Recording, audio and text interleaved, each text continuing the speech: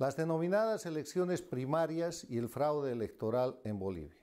Este 27 de enero se celebran las denominadas elecciones primarias, que no son elecciones y no son democráticas. Son puro fraude, son el resultado de una cadena de delitos que comienzan luego del 21 de febrero del año 2016, 21F, cuando Bolivia le gana a Evo Morales y le dice no. Desde entonces, Evo Morales y su régimen han probado en este tiempo que en Bolivia no existe ninguno de los elementos esenciales de la democracia. Han cometido una cadena de fraude y de delito para el prorroguismo indefinido y han empezado manipulando el Tribunal Constitucional, al que han hecho cometer delito de prevaricato al decir que Evo Morales tiene el derecho humano de irse a la reelección. Luego, la Asamblea Legislativa ha cometido delito al inventar primarias fabricando una norma destinada al fraude en beneficio específico de Evo Morales. Después, el Tribunal Supremo Electoral ha procedido a inscribir y a reconocer como candidatos a Evo Morales y García, violando la imparcialidad y probando su dependencia, otro acto de prevaricación. Además, las públicas presiones, amenazas, enjuiciamientos, persecuciones a periodistas han eliminado la libertad de prensa. Estos son hechos notorios, son hechos de público conocimiento que prueban que en Bolivia se violan los derechos humanos, no hay libertades individuales, no hay Estado de Derecho, que quiere decir la vigencia de la ley por encima de los poderosos, no existe división ni independencia de los poderes públicos, las elecciones no son justas, ni limpias, ni libres. Y además, si a eso le agregamos los perseguidos, presos y exiliados políticos, estamos probando que no hay libertad de asociación política. Por eso, en estas primarias se realizarán las mal llamadas elecciones en 8 partidos o agrupaciones políticas, el MAS y 7 que se dicen de oposición.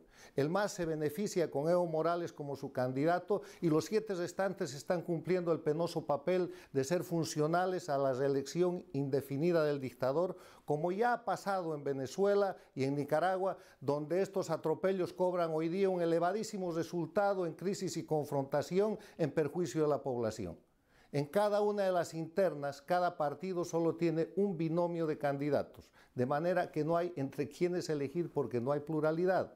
Se podrá votar, pero no se va a elegir. Se vota, pero no se elige, como en todas las dictaduras electoralistas del castrochavismo, engañando al pueblo boliviano para simular democracia ante el mundo y perpetuar en el poder a Evo Morales. El Manual para las Observaciones Electorales de la Organización de Estados Americanos define elecciones democráticas cuando son inclusivas, limpias, competitivas y constituyen el medio de acceso a los cargos públicos. En términos de la Carta Democrática Interamericana y de ese reglamento, las elecciones primarias en Bolivia no cumplen ninguna de esas condiciones básicas porque participa Evo Morales, que es un no candidato.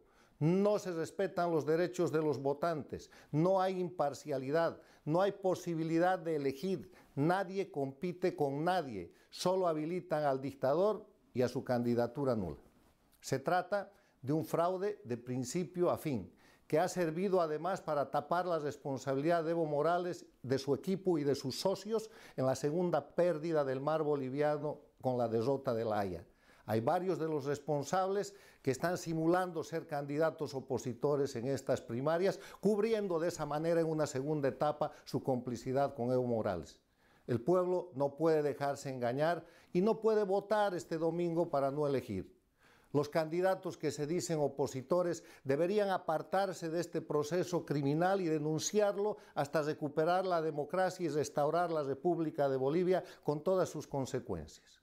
Los observadores de la Organización de Estados Americanos que nos visitan, por favor, reflejen la realidad objetiva, ampliamente documentada y probada.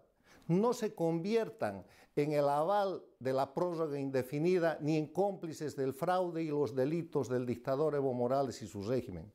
Con un informe fidedigno de su misión, contribuirán a la lucha del pueblo boliviano por recuperar su democracia sin llegar a los extremos que hoy viven los hermanos pueblos de Venezuela, Nicaragua y Cuba, que han pasado por lo mismo que está pasando hoy día Bolivia.